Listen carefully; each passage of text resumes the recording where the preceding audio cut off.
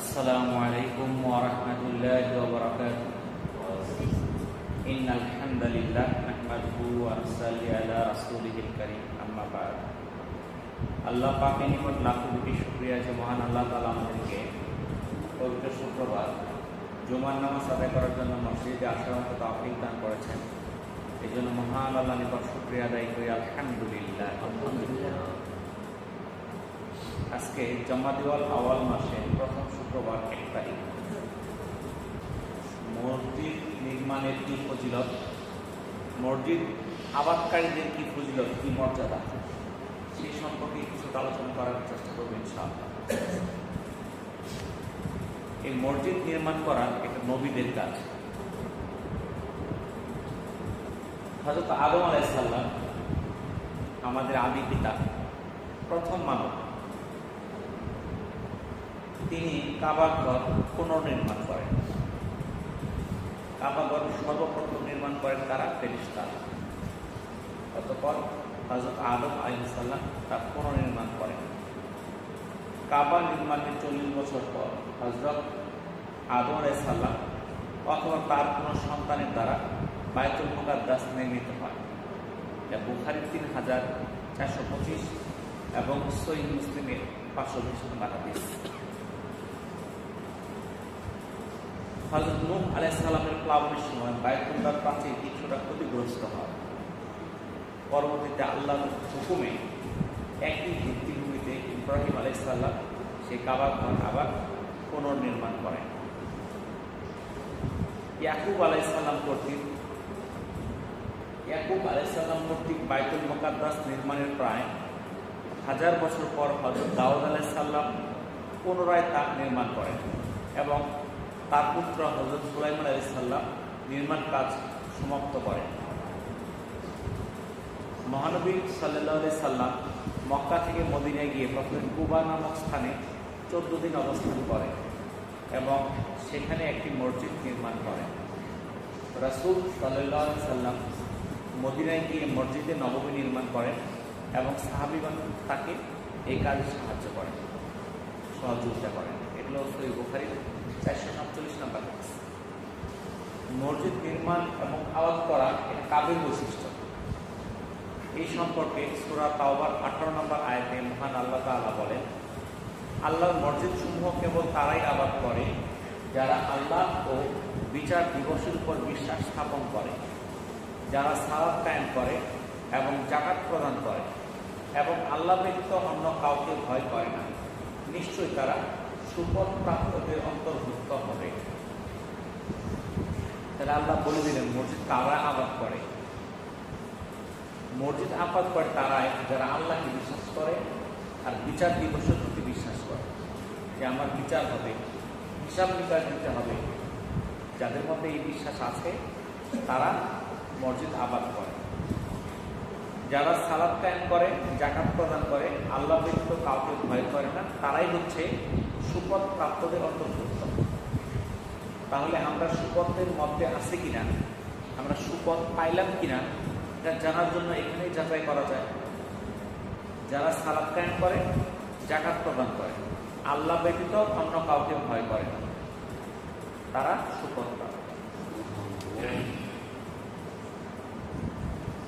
আম্মা জান আয়েশা রাদিয়াল্লাহু তাআলা আনহা থেকে বর্ণিত, তিনি বলেন রাসূলুল্লাহ সাল্লাল্লাহু আলাইহি ওয়াসাল্লাম পাড়ায় পাড়ায় মসজিদ নির্মাণ করতে এবং তা পরিষ্কার পরিচ্ছন্নতা রাখতে এবং সুবাসিত করতে হুকুম দিয়েছেন।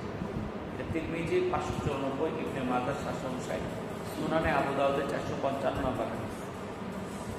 তাহলে আল্লাহ রাসূল কি নির্দেশ দিয়েছেন? মসজিদ নির্মাণ করতে, পরিষ্কার পরিচ্ছন্ন রাখতে, সুবাসিত করতে। আমাদের মসজিদ আমরা নির্মাণ করছি, আমাদের কাজ কি এখন? কাজ কি শেষ হয়ে গেছে? মসজিদের মধ্যে যেন কোথাও ধুলাবালি না থাকে, পরিষ্কার পরিচ্ছন্ন রাখা। আমরা সবসময় খেয়াল রাখি মসজিদের কোনো ময়লা না থাকে, ধুলাবালি না থাকে। আমরা চেষ্টা করব প্রত্যেক সপ্তাহে ভালো করে একদম প্রয়োজনে পানি দেওয়া বা অন্য কোনোভাবে যেন কোনো ময়লা না থাকে এবং প্রতিদিনই আমরা এটাকে সুন্দর করে পরিষ্কার পরিচ্ছন্ন রাখবো এবং মসজিদকে আমরা সুবাসিত করব। 4 নাম্বার হচ্ছে মসজিদ নির্মাণ করা সাদকায়ে জারিয়া। আবু হুরায়রা রাদিয়াল্লাহু তাআলা থেকে বর্ণিত, তিনি বলেন রাসূলুল্লাহ সাল্লাল্লাহু আলাইহি সাল্লাম বলেছেন, মুমিনের মৃত্যুর পরও তার যেসব নেক আমল ও নেক কাজের সব তার নিকট পৌঁছাতে থাকবে, তার মধ্যে 1 নাম্বার এলেম, যা সে শিখেছে এবং প্রচার করেছে। 2 নাম্বার নেক সন্তান, যাকে সে দুনিয়াতে রেখে গেছে। 3 নাম্বার কুরআন, যা সে উত্তরাধিকারীদের জন্য রেখে গেছে। 4 নাম্বার মসজিদ, যা সে নির্মাণ করে গেছে। 5 নাম্বার মুসাফিরখানা, যা সে পথিক মুসাফিরদের জন্য নির্মাণ করে গেছে। 6 নাম্বার কুয়া, যা সে খনন করে গেছে মানুষের পানি পানের জন্য। 7 নাম্বার দান খয়রাত, যা সুস্থ ও জীবিত অবস্থায় ধন সম্পদ থেকে দান করে গেছে। মৃত্যুর পর এসব কাজের সব তার আমলনামায় পৌঁছাতে থাকবে। সুনানে ইবনে মাজাহ 242, মিশকাতে 254 নম্বর হাদিস। আর যারা মসজিদ নির্মাণ করবে তারা মৃত্যুর পরও এর সওয়াবের অংশ তার আমলনামায় চাইতেই থাকবে। 5 নাম্বার হচ্ছে, এই মসজিদ নির্মাণ হচ্ছে জান্নাতে যাওয়ার মাধ্যম। জান্নাতে যাওয়ার অন্যতম মাধ্যম হইল এই মসজিদ নির্মাণ করা। রাসূলুল্লাহ সাল্লাল্লাহু আলাইহি সাল্লাম বলেছেন, যে ব্যক্তি আল্লাহর সন্তুষ্টি লাভের উদ্দেশ্যে মসজিদ নির্মাণ করে, আল্লাহ তাআলা তার জন্য জান্নাতে একটি ঘর নির্মাণ করে দিবেন। সহিহ বুখারী 450 নম্বর হাদিস।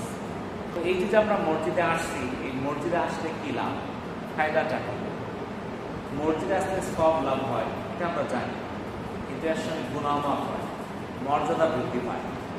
আব্দুল্লাহ ইবনে মাসউদ রাদিয়াল্লাহু তাআলা আনহু থেকে বর্ণিত, তিনি বলেন রাসূলুল্লাহ সাল্লাল্লাহু আলাইহি সাল্লাম বলেছেন, কেউ যদি অতি উত্তমভাবে পবিত্রতা অর্জন করে তারপর সালাত আদায়ের জন্য কোনো একটি মসজিদে উপস্থিত হয়, তাহলে মসজিদে যেতে সে যতবার পদক্ষেপ ফেলবে তার প্রতিটি পদক্ষেপের পরিবর্তে আল্লাহ তাআলা তার জন্য একটি করে নেকি লিখে দেন, তার জন্য মর্যাদা বৃদ্ধি করেন এবং একটি করে পাপ দূর করে দেন। আব্দুল্লাহ ইবনে মাসউদ রাদিয়াল্লাহু তাআলা আনহু বলেন, আমরা মনে করি যার মুনাফিকি সর্বজন বিদিত, এমন মুনাফিক ছাড়া কেবল জামাতে সালাত আদায় করা ছেড়ে দিবে না। অথচ রাসূলুল্লাহ সাল্লাল্লাহু আলাইহি সাল্লামের জমানায় এমন ব্যক্তি জমাতে উপস্থিত হতো যাকে দুজন মানুষের কাঁধে ভর দিয়ে সালাতের কাতারে দাঁড় করিয়ে দেওয়া হতো। সহিহ মুসলিমের 1074, ইবনে মাজাহ 638 নম্বর হাদিস। তাহলে এখান থেকে আমরা জানতে পারলাম, যারা মসজিদে নামাজের উদ্দেশ্যে বাড়ি থেকে উজু করে বের হবে তার প্রতি কদমে একটা নেকি লেখা হবে, একটা করে গুনাহ মাফ হবে, একটা করে মর্যাদা বৃদ্ধি পাবে। তাহলে বাড়ির থেকে আসলে কত পাও লাগছে, যতগুলো পা ফেলাইছি তত আমরা নেকি পাই। বনু সালিমা গোত্রের লোকেরা মসজিদে নববীর কাছে আসতে চাইছিল। বনু সালিমা গোত্রের বাড়ি ছিল মসজিদে নববী থেকে একটু দূরে। দেখা যায় 5 ওয়াক্ত নামাজে আসা তাদের অনেক কষ্ট হইত, মাঝে মধ্যে জামাত ধরাটা কষ্টকর হয়ে যায় দূর থেকে আসতে আসতে। তখন আল্লাহ রাসূলের কাছে তার আবেদন জানাইলো, আমরা কাছে আসতে চাই, যেন নামাজ আজান হওয়ার সঙ্গে সঙ্গে আমরা মসজিদে চলে আসতে পারি। তখন তাদেরকে উদ্দেশ্য করে আল্লাহ রাসূল বললেন, তোমাদের জায়গাতেই তোমরা থাকো, তোমাদের আমলনামায় তোমাদের পায়ের চিহ্নগুলো লেখা থাকবে। এই কথাটি তিনি 2 বার বললেন। এটা সহিহ মুসলিমের 665 এবং মিশকাতে 700 নম্বর হাদিস। তাহলে যদি কাছে বাড়ি হয় তাহলে 2-4 কদম পাড়া দিলে এসে পড়তেছে, একটু দূরে হইলে তার অনেকগুলো কদম হবে। আর এই চিহ্নগুলো আল্লাহর কাছে সাক্ষী দিবে যে এরা নামাজের জন্য এই চিহ্নগুলো, এই পাগুলো পাড়ায় পাড়ায় তারা হয়ে গেছে, এই জায়গাগুলো পাড়ায় পাড়ায় মসজিদে গেছে। রাসূলুল্লাহ সাল্লাল্লাহু আলাইহি সাল্লাম বলেছেন, যে ব্যক্তি সালাতের জন্য পূর্ণরূপে উযু করলো, তারপর ফরজ সালাতের উদ্দেশ্যে রওনা হলো এবং মানুষের সাথে তা আদায় করলো, অথবা তিনি বললেন জামাতের সাথে, অথবা বলেছেন মসজিদে, আল্লাহ তাআলা তার পাপসমূহ ক্ষমা করে দিবেন। এটা সহিহ মুসলিমের 232 এবং সুনানে নাসাইর 856 নম্বর হাদিস। রাসূলুল্লাহ সাল্লাল্লাহু আলাইহি সাল্লাম বলেছেন, যে ব্যক্তি ফরজ সালাতের পর ওযু করে ঘর থেকে বের হবে, সেই যেন একজন ইহরাম পরিধানকারী হাজীর সমান সওয়াব পাবে। এটা সুনানে আবু দাউদের 508 নম্বর এবং মুসনাদে আহমদের 22304 নম্বর হাদিস। অর্থাৎ আপনারা যখন ঘর থেকে বের হয়েছেন, অজু কইরা মসজিদে রওনা হয়েছে, স্তরটা কার সমান লেখা হয়েছে যে এহরাম কইরা হজের জন্য বের হচ্ছে ঘর থেকে। এই জন্য বলা হয় গরিবের হজের দিন। হজ করতে গেলে বছরে একবার হজ করা যায়, বছরে কিন্তু 2 বার হজ করা যায় না। যার যত টাকার মালিকই থাকুক প্রত্যেক বছর করবার পাবো, কিন্তু 1 বছর 2 বার করতে পারবো না। আর প্রত্যেক বছর করতে পারে এমন লোকের সংখ্যা দুনিয়াতে কমই আছে, তাই না? আর আমাদের দেশ থেকে একবার হজ করতে গেলে টাকা লাগে 6-7 লাখ। প্রতি বছর করা কি সম্ভব? তাহলে আপনি যদি প্রত্যেকটা শুক্রবারে কিংবা প্রতি ওয়াক্ত নামাজে বাড়ির থেকে উঁচু করে মসজিদ থেকে রওনা হন, তাহলে এমন সওয়াব হবে যেমন ইহরাম পরিধান করে সে হজে রওনা। যে ব্যক্তি নামাজ আদায় করে তার জন্য আল্লাহর পক্ষ থেকে নিরাপত্তা প্রদান করা হয়। আবু উমামা বাহিনী রাদিয়াল্লাহু তাআলা থেকে বর্ণিত, রাসূলুল্লাহ সাল্লাল্লাহু আলাইহি সাল্লাম বলেছেন, 3 প্রকারের লোকের প্রত্যেককেই আল্লাহর দায়িত্ব থাকে। 1 নাম্বার, যে ব্যক্তি মহান আল্লাহর পথে জিহাদের জন্য বের হয়, তার মৃত্যু পর্যন্ত আল্লাহ তার জিম্মাদার। অতঃপর আল্লাহ তাকে জান্নাতে প্রবেশ করাবেন কিংবা তাকে নিরাপদে বাড়িতে নেকি ও গনিমত সহ ফিরিয়ে দিবেন। 2 নাম্বার, যে ব্যক্তি মসজিদে যায় আল্লাহ তার জিম্মাদার, এমনকি তার মৃত্যুর পর আল্লাহ তাকে জান্নাতে প্রবেশ করাবেন। 3 নাম্বার, যে ব্যক্তি ঘরে প্রবেশ করে সালাম দিয়ে আল্লাহ তার জিম্মাদার। সুনানে আবু দাউদের 2494 এবং সহিহ ইবনে হিব্বানের 499 নম্বর হাদিস। তাহলে আল্লাহ তাআলা আমার জিম্মাদার হয়ে যাবে। 3টা কাজ করতে পারে: জিহাদের জন্য বের হওয়া, 2 নাম্বার, যারা মসজিদে আসার জন্য মসজিদে আসে, যারা নিয়মিত আসে, যারা মসজিদে যায় তাদের জন্য আল্লাহ জিম্মাদার। 3 নাম্বার, যারা ঘরে সালাম দিয়ে প্রবেশ করে। আমরা ঘরে ঢুকবো, সালাম দিয়ে ঢুকবো, সামনে মানুষ থাকার না থাকে, সালামটা দিয়া ঘরের ভিতরে ঢুকবেন। তাহলে জিম্মাদার হয়ে যাবে কে? মহান আল্লাহ। কি টাকা লাগবে এটা করতে? একটু কোনো টাকা লাগবে না, চেষ্টা করলে করা যায়। সালমান রাদিয়াল্লাহু তাআলা থেকে বর্ণিত, রাসূলুল্লাহ সাল্লাল্লাহু আলাইহি সাল্লাম বলেছেন, যে ব্যক্তি স্বীয় বাড়িতে ওযু করে তারপর মসজিদে আগমন করে সে আল্লাহর জিয়ারতকারী। যার জিয়ারত করা হয় তার উপর ওয়াজিব হলো জিয়ারতকারী সম্মান করা। তাবরানী মুজামুল কাবিরের 6139 নম্বর হাদিস এবং মুসান্নাফে আবি শাইবার 16465 নম্বর হাদিস। নামাজের মধ্যে রয়েছে জিহাদে অংশগ্রহণকারী মতো সওয়াব। আবু হুরায়রা রাদিয়াল্লাহু তাআলা আনহু থেকে বর্ণিত, রাসূলুল্লাহ সাল্লাল্লাহু আলাইহি সাল্লাম বলেছেন, যে আমার এই মসজিদে আসে এবং শুধু ভালো কাজের উদ্দেশ্যেই আসে, হয় সে এর শিক্ষা দেয় অথবা শিক্ষা নেয়, সে আল্লাহর পথে জিহাদে অংশগ্রহণকারী সমতুল্য। এর ইবনে মাজাহ 227, মিসকাত 742 নম্বর হাদিস। তাহলে আল্লাহ রাসূল কি বললো? যে মসজিদে আসে ভালো কাজের উদ্দেশ্যে, হয় সে ইলম শিখবে অথবা ইলম শিক্ষা দিবে, তাহলে তার মর্যাদা কি? আল্লাহর পথে জিহাদে অংশগ্রহণকারী মতো। তাহলে আমরা কেউ শিখ বাড়াইছি, কেউ শিখা বাড়াইছি, 2 জনের মর্যাদা হয়ে যাবে জিহাদে অংশগ্রহণকারীর মতো। আমরা তো জিহাদে অংশগ্রহণ করছি না, তারপর পাবো কিনা নিশ্চয়তা নাই, সম্ভাবনা কম। কিন্তু এই মসজিদে এসে কিছু ইলম শিক্ষা করা, এটা তো সহজ, কোনো টাকা পয়সা কিছুই লাগে না। শুধু জুমার দিন একটু আগে ঘুরে আইসা বললাম, কিছু ইলম আমি শিখে গেলাম, এর বিনিময়ে আল্লাহ তাআলা আমার নামটা জিহাদে অংশগ্রহণকারীদের খাতা উঠাই দেবে। যারা নামাজ আদায় করবে কিয়ামতের দিন এই নামাজগুলো তার জন্য আলো হবে। আনাস বিন মালিক রাদিয়াল্লাহু তাআলা থেকে বর্ণিত, রাসূলুল্লাহ সাল্লাল্লাহু আলাইহি সাল্লাম বলেন, যারা অন্ধকার রাতে মসজিদে যাতায়াত করে তাদেরকে কিয়ামতের দিন পূর্ণ জ্যোতির সুসংবাদ দাও। সুনানে আবু দাউদের 561, তিরমিজি 223, ইবনে মাজাহ 781 নম্বর হাদিস। তাহলে যারা অন্ধকার রাত্রিতে এশার নামাজ, ফজরের নামাজে মসজিদে আসে, এখন তো অন্ধকার কম, আগের মতো তো অন্ধকার নাই, এখন লাইট টাইট সব আছে, তাই না? খুব বেশি অন্ধকার থাকে না, হয়তো মসজিদ পিছনে একটু বাজার এদিকে অন্ধকার থাকে, তাই না? এরপর লাইট লাগাই দেওয়া হয়েছে। তাহলে এই অন্ধকার রাত্রিতে যারা এশা আর ফজরের নামাজগুলো পড়বে, এর বিনিময়ে কিয়ামতের সময় যখন সেই ভয়াবহ অবস্থায় অন্ধকার রাত্রি থাকবে, তখন সব আলো উজ্জ্বল হয়ে যাবে। আবু হুরায়রা রাদিয়াল্লাহু তাআলা থেকে বর্ণিত, আল্লাহ রাসূল সাল্লাল্লাহু আলাইহি সাল্লাম বলেছেন, আল্লাহ তাআলা 7 ব্যক্তিকে সেই দিন তার আরশের ছায়ায় স্থান দিবেন, যেদিন তার ছায়া ব্যতীত আর কোনো ছায়া থাকবে না। এর মধ্যে 1 নাম্বার হচ্ছে ন্যায়পরায়ণ নেতা, 2 নাম্বার সেই যুবক যে যৌবনে আল্লাহর ইবাদত করে, 3 নাম্বার সেই ব্যক্তি যার অন্তর মসজিদের সঙ্গে লটকায় থাকে, 4 নাম্বার সেই দুই ব্যক্তি যারা আল্লাহ সন্তুষ্টি লাভের উদ্দেশ্যে পরস্পরের মধ্যে সম্পর্ক স্থাপন করে, পরস্পর মিলিত হয় এবং একই ভালোবাসার উপরে বিচ্ছিন্ন হয়। সেই ব্যক্তি যাকে কোনো উচ্চ বংশীয় নারী আহ্বান করে কিন্তু সে বলে আমি আল্লাহকে ভয় করি।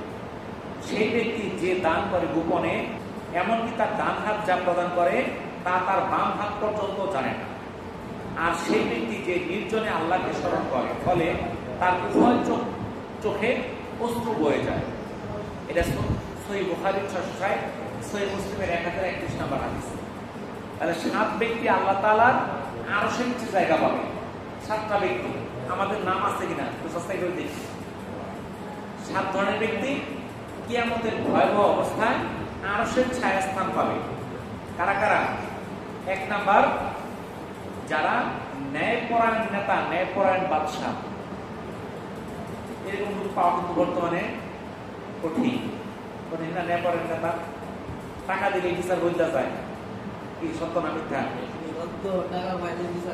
2 নাম্বার সেই যুবক যে যৌবন বয়সে ইবাদত করেছে, অর্থাৎ সে ছোট বয়স থেকে নামাজ শুরু করছে, ছোট বয়স থেকে আল্লাহর ইবাদত শুরু করছে, বৃদ্ধ পর্যন্ত, মৃত্যু পর্যন্ত আছে, তারা আরশের ছায়া স্থান পাবে।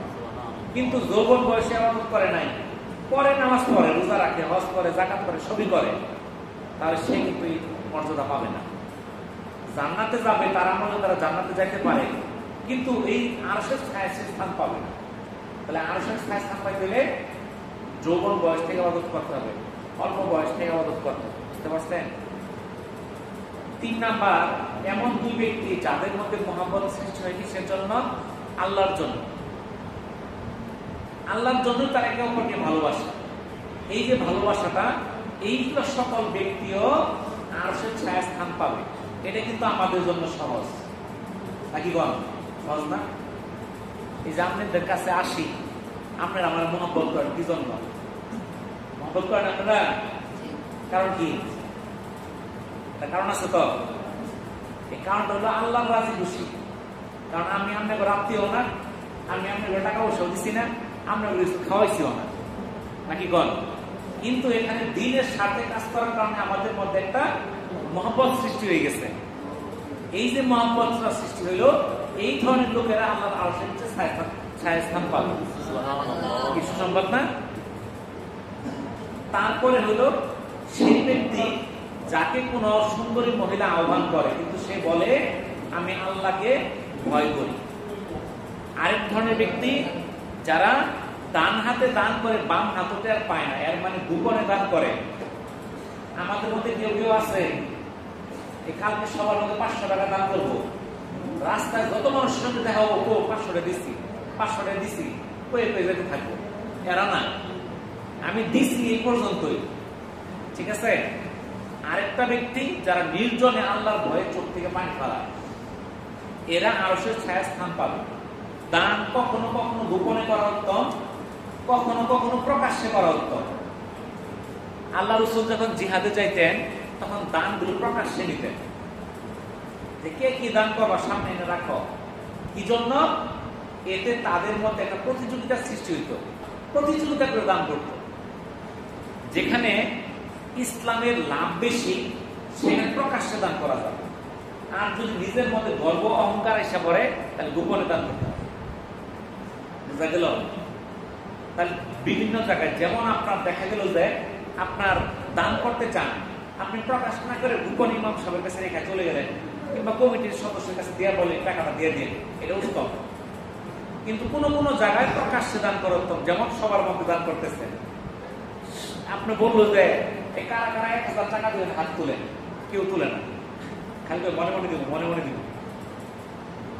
এখন যদি আপনি ওখানে মনে মনে দেন তাহলে 2টা সমস্যা আছে। কি সমস্যা? আপনি যখন বাইরে বাড়ি যাবেন, শয়তান ওয়াসওয়াসা দিব, এই তুই টাকা দিস না, তাহলে এই বিপদ ওই বিপদ, এই টাকা দান করতে পারবেন না। বুঝতে পারছেন? আপনি নিয়ত করছেন আমি টাকা দিব 5000, কিন্তু প্রকাশ করেন নাই, মনে মনে দিয়ে রাখছেন। কিন্তু বাড়ির গেলে কিন্তু এখানে কিন্তু যখন একটা দিনই মজলিস থাকে তখন সেখানে আল্লাহর রহমত থাকে, মনটা নরম থাকে। বাড়ির গেলেই শয়তানে ধরে, বলে এই তুই টাকা দিস না, তুই 1-2 হাজার টাকা দিয়ে কত কিছু করতে পারবি, 2 বছর শান্তি মতো, তাই না? তোর টাকাটা দেওয়া হয় না। কিন্তু আপনি যদি প্রকাশ্যে দান করেন, ওইখানে আপনার দেখা দিকে আরো 10 জন দান করবে। যদি আপনার দেখা দিকে আরো 10 জন দান করে, ওই 10 জনে দান করে যে সব পাবো, আপনি যে ঘোষণা শিখাই দিলেন এটার বিনিময়ে আপনি একটা সব পাবেন। বুঝা গেল? এই জন্য কোনো ক্ষেত্রে প্রকাশ্যে দান করা উত্তম, আবার কোনো জায়গায় গোপনে দান করা উত্তম। আবার মনের মধ্যে যেরকম সন্দেহ থাকে, আমি দান করলে আমি গর্ব করবো, অহংকার করবো, তাহলে আপনি গোপনে দিয়ে গেলেন। তাহলে এই জন্য আমরা যখন যেটা প্রযুক্ত আমরা সেটা করব। যারা নামাজ মসজিদে জামাতে নামাজ পড়ে, মসজিদ আবাদ করে, তাদেরকে জান্নাতে মেহমানদারি করা হবে। আবু হুরায়রা রাদিয়াল্লাহু তাআলা আনহু থেকে বর্ণিত, রাসূলুল্লাহ সাল্লাল্লাহু আলাইহি সাল্লাম বলেছেন, যে ব্যক্তি সকাল ও বিকালে মসজিদে যাবে, আল্লাহ তাআলা তার প্রত্যেকবার যাতায়াতের জন্য জান্নাতে একটি মেহমানদারির ব্যবস্থা করে রাখবেন। সুবহানাল্লাহ। চাই সে সকালে যাক, সন্ধ্যায় যাক, রাত্রে যাক। এটা সহিহ বুখারীর 662 নম্বর হাদিস। যখনই যাবে তাহলে কি হবে? তার জন্য জান্নাতে মেহমানদারি করা হবে। 9 নাম্বার, যারা মসজিদে যায় তাদের জন্য ফেরেশতারাও দোয়া করে, তাদের জন্য ফেরেশতারাও ক্ষমা প্রার্থনা করে। আবু হুরায়রা রাদিয়াল্লাহু তাআলা থেকে বর্ণিত, তিনি বলেন, রাসূলুল্লাহ সাল্লাল্লাহু আলাইহি সাল্লাম বলেছেন, ঘরে অথবা বাজারে সালাত আদায় করার চেয়ে মসজিদে জামাতের সাথে সালাত আদায় করার সওয়াব 25 গুণ বেশি। কারণ কোন ব্যক্তি ভালো করে ওযু করে কেবল সালাত আদায় করার জন্য মসজিদে আসে, তার প্রতি কদমের বিনিময়ে একটি করে মর্যাদা বৃদ্ধি হয় আর একটি করে গুণামোচন করা হয়। সালাত আদায় শেষ করে যখন সে মুসাল্লায় বসে থাকে, তখন ফেরেশতাগণ অনবরত তার জন্য দোয়া করতে থাকে আর বলে, হে আল্লাহ, তুমি তার উপর রহমত বর্ষণ করো। এটা সহিহ বুখারীর 647, মিশকাতের 702 নম্বর হাদিস। তাহলে এই হাদিসটাই আসলো কি, মসজিদে নামাজ পড়লে কয় গুণ সওয়াব? 25 গুণ। কিন্তু আমরা আয়েশা করে নাকি বাজারে পড়ি, ঘরের মধ্যেই পড়ি। আপনি যে আয়েশা করে ঘরের মধ্যে বললেন, দোকানে পড়ে ফেললেন, তাহলে 25 গুণ সওয়াব পাইলেন? আপনি যদি মসজিদে আসতেন 25 গুণ সওয়াব হইতো। আর এই মসজিদে আসার বিনিময়ে আল্লাহ রাসূল কি বলছে? প্রতি কদমে একটা নেকি হইতো, একটা করে গুনাহ মাফ হইতো, একটা করে মর্যাদা বৃদ্ধি পাইতো। আমি বাজারে বসে নামাজ পড়লাম, আমি ঘরের মধ্যে বসে নামাজ পড়লাম, তা তো সেই সওয়াবটা পাবো না। তাই যেটা আমাদের লাভ করি তো আমার করা দরকার, তাই না? এখানে তো অনেকে ব্যবসায়ী আছেন, দোকান আছে, যারা ব্যবসা করেন, যদি মনে করেন যে এই সালাউদ্দিন মার্কেটে বিক্রি করলে 10 টাকার জিনিস 12 টাকা করে বিক্রি করা যায়, কিন্তু খন্দকার পাড়া গেলে 10 টাকাটা 20 টাকা নেই, মানুষ দৌড়ে আমরা যাবো না? কিসের জন্য লাভ বেশি? তো কোনটার মধ্যে লাভ বেশি? নামাজের মধ্যে 25 গুণ লাভ বেশি, বুঝলেন না? কি কর, দুনিয়াটা তো ঠিকই বুঝলেন, দুনিয়ার মধ্যে 5 টাকা লাভ বেশি হলে আমরা দূরের জায়গা, এটা 25 গুণ। 25 গুণ বুঝছেন? যদি আপনার এই বাজার লাভ হয় 100 টাকা, তাহলে আরেক বাজার 2500 টাকা, তাহলে 100 টাকা লাভের জায়গায় 2500 টাকা লাভ, তাহলে 2400 টাকাই বেশি। তাহলে মানুষ কি দূরে যাবো না? তাহলে আমার ঘর থেকে যদি একটু দূরে আসি, তাহলে তো আমি 25 গুণ বেশি পাইতেছি, তাহলে আমার কষ্ট কেন? এটা আমার বুঝে আসে না।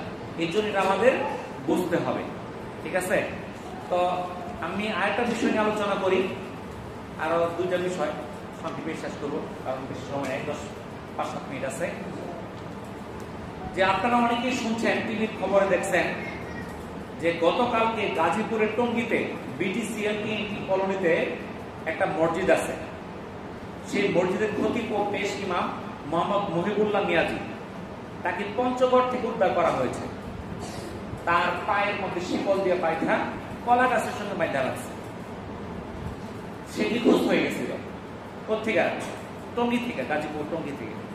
তাকে পাওয়া যাচ্ছিল, পাইলে কোথায় যায়? পঞ্চগড়ে, একদম বর্ডার। পঞ্চগড় কি বর্ডার জেলা না?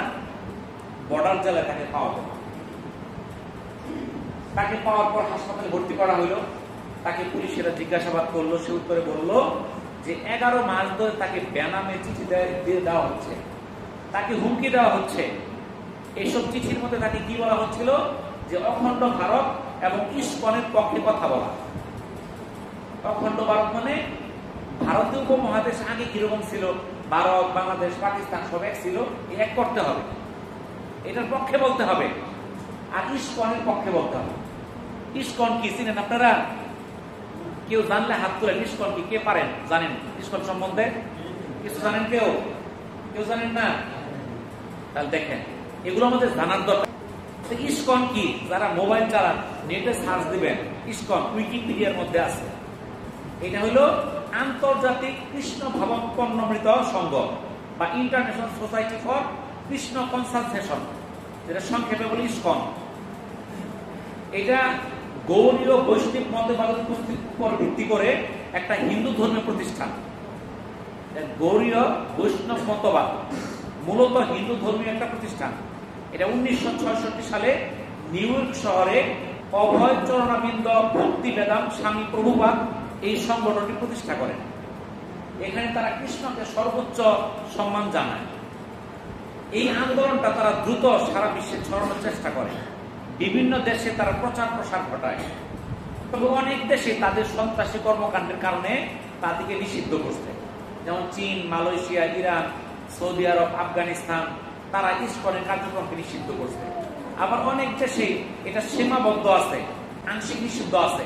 তাজিকিস্তান, উজবেকিস্তান, কাজাখস্তান, তুর্কমেনিস্তান, এই সকল দেশে এগুলো আংশিক নিষিদ্ধ। কিন্তু অনেক দেশে এরা ব্যাপকভাবে কার্যক্রম চালাইতেছে, যেমন আমাদের বাংলাদেশ। এই বাংলাদেশে ইসকনের ব্যাপক কার্যক্রম চলতেছে। তারা সারা দেশ জুড়ে বিভিন্ন মন্দির পরিচালনা করে। এটা 70 দশকের দিকে, আজ থেকে প্রায় 40-50 বছর আগে আমাদের দেশে এটা যাত্রা শুরু। তারা অনেক উগ্র, তাদের বিভিন্ন অপরাধমূলক কর্মকাণ্ড সারা বিশ্বে আছে, এমনকি আমাদের বাংলাদেশেও আছে। গাজীপুরে ইসলাম বিদ্বেষী কর্মকাণ্ড, মুসলিম নারীদের প্রতি কৌরুচিপূর্ণ মন্তব্য, একাধিক ধর্ষণ, হুমকি ইত্যাদি কর্মকাণ্ড করছে এই ইসকনরা, এই অভিযোগ আছে। কিছুদিন আগে এই যে 5ই আগস্টের পর তরুণ আইনজীবী সাইফুল ইসলাম আলিফকে নৃশংসভাবে হত্যা করে ইসকনের সদস্যরা। এই গত সপ্তাহে গাজীপুরের টঙ্গীর বিডিসিএল চেঞ্জি কলোনি জামে মসজিদের খতিব ও পেশ ইমামকে গুম করে। তারা বিভিন্ন ধর্মীয় জঙ্গিবাদ, উগ্রবাদ সৃষ্টি করে। মুসলিম এবং হিন্দুদের মধ্যে দাঙ্গা বাঁধানোর জন্য তারা বিভিন্ন চেষ্টায় লিপ্ত থাকে। তারা মুসলিম মেয়েদেরকে প্রেমের ফাঁদে ফেলানোর চেষ্টা করে, বিয়ে করে পরে বলে হিন্দু হইতো, ধর্মান্তরিত করে। এই সকল কর্মকাণ্ড আমাদের দেশে ব্যাপক হারে চলতেছে। কিন্তু আমরা তাদের সঙ্গে আমরা সুসম্পর্ক বজায় রাখতেছি কেন? আমরা তো তাদের কর্মকাণ্ড চিনি না, জানি না। তারা বিভিন্ন দেখায় আমরা সেবামূলক কাজ করি, একটা উগ্রবাদী একটা ধারা তাদের মধ্যে আছে। তো এই ইসকন থেকে আমাদের নিরাপদ দূরত্বে থাকতে হবে। কারা ইসকন চালায়, তাদের কি কর্মকাণ্ড, এই সম্বন্ধে আমাদের সচেতনতা দরকার। না থাকলে আমাদের কোথায় কি হবে বলা যাচ্ছে না। যেই ইমাম এই ইসকনের বিরুদ্ধে কথা বলার জন্য গুম হয়ে গেছিল, সে বলছে যে তাকে যে ওখানে বাইন্দা রাখছে, তাকে যে প্রশ্ন করছে, বিভিন্ন কিছু বাধা দিচ্ছে, তার উপর অত্যাচার করছে, এবং তাকে যে কথাগুলো বলছে, সে কথা শুনে বলছে এটা বাংলা ভাষা বাংলাদেশের না, কলকাতার বাংলা। কলকাতার বাংলার বাংলাদেশের বাংলা কিন্তু পার্থক্য আছে। তাদের কথা বলার স্টাইলটা ভিন্ন। সে বললো যে এই যে স্টাইলে কথা বলছে, এই স্টাইলটা বাংলাদেশের না, এতে বোঝা গেছে সেই লোকটা ইন্ডিয়া। তারা এই যে কর্মকাণ্ড চালাচ্ছে, সচেতনতা না থাকলে আমরা এটার মধ্যে জড়ায় পড়ব। এমনকি সেই এক ইমাম যে গুম হয়ে গেছে এমন না, যদি আমি আজকে কথা বলি কালকে আমি নাই হয়ে যেতে পারি। তাদের এরকম ভাবে সারা দেশের মধ্যে কর্মকাণ্ড আছে। তারা জঙ্গিবাদী কর্মকাণ্ড করে, তারা মানুষকে গুম করে ফেলে, মেরে ফেলে। তাহলে এই যে তাদের উগ্রবাদী কর্মকাণ্ডগুলো, সেগুলো আমাদের সচেতনতা দরকার, যেন আমরা জানতে পারি এবং এই কর্মকাণ্ড যেন পুনরায় করতে না পারে। আমরা দাবি জানাই বাংলাদেশের জন্য ইসকনকে নিষিদ্ধ করা হয়। রাষ্ট্রীয়ভাবে যদি ইসকনকে নিষিদ্ধ করা হয়, তারা যদি কোনো প্রচার প্রপাগান্ডা চালাইতে না পারে, তাহলে এখানে আমাদের শান্তিপূর্ণ থাকবে। আর নয়তো যদি তাদেরকে এই কর্মকাণ্ড চালাইতে দেওয়া হয়, আপনারা জানেন চিন্ময় গোস্বামী চিটাগাঙে, তাকে এখন গ্রেপ্তার আছে। সে কিন্তু দেশের মধ্যে একটা বিশৃঙ্খলা সৃষ্টি করতে রেডি ছিল, এবং তাকে না গ্রেপ্তার করলে এখন দেশের মধ্যে চরম বিশৃঙ্খলা শুরু হয়ে যেত। কিন্তু সরকার টের পায়, তাকে এখনো জেলে বন্দী রাখছে, এবং তাকে ছাড়ানোর জন্য ইন্ডিয়া থেকে প্রচুর চাপ আসতেছে। বিশেষ করে তারা মেয়েদের প্রতি বেশি তারা কি থাকে, আকৃষ্ট থাকে। তারা মেয়েদেরকে বিভিন্ন ভোলায় বেলায় তারা তার ধর্মান্তরিত করার চেষ্টা করে, আগে প্রেমের সাথে ফালায় তারা কি করে, বিয়ে করে, পরে হিন্দু মানায়, ইন্ডিয়াতে পাচার করে দেয়। তো এই জন্য আমাদের বাড়িতেও জানাইতে হবে এই সকল কর্মকাণ্ড বা এরা যেন কখনো আমাদের ধারে কাছে না আসতে পারে, সাবধান থাকবেন। তো এই জন্য আমরা সকলের পক্ষ থেকে আমরা দাবি জানাই সরকার প্রতি যেন এই ইসকনকে নিষিদ্ধ করা হয়। আমরা যে আলোচনাগুলো করলাম আল্লাহ তাআলা আমাদেরকে আমল করার তৌফিক দান করুন। ওয়া আখিরু দাওয়ানা আনিল হামদুলিল্লাহি রাব্বিল আলামিন। আসসালামু আলাইকুম ওয়া রাহমাতুল্লাহি ওয়া বারাকাতুহু।